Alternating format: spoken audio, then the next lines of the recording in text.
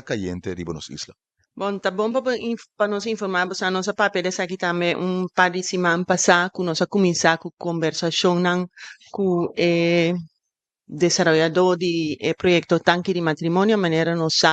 tem gente, hopi ene que tá viva aí nanan, que tem hopi problema com a carretera nande e barrio aqui, que não agora terminado em proyecto.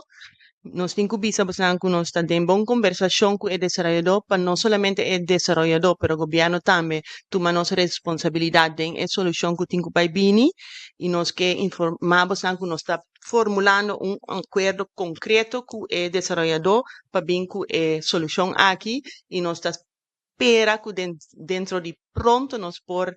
junto informar bastante que a solução tem riba mesa, que nós está trabalhando duro riba o projeto aqui.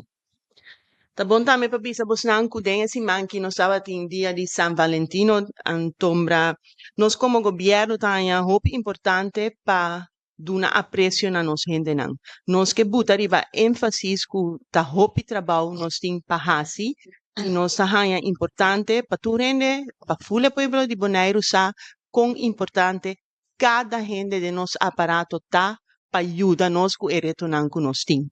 nós tá purba caminha nós por passa e papia, mas tanto que tá possível, purba de duna atenção, essa que nota atenção só para duna flor e água, bia não duna regalo, nota para mostrar nos apreço, para sombra nos saco cada gente tá fazendo na vez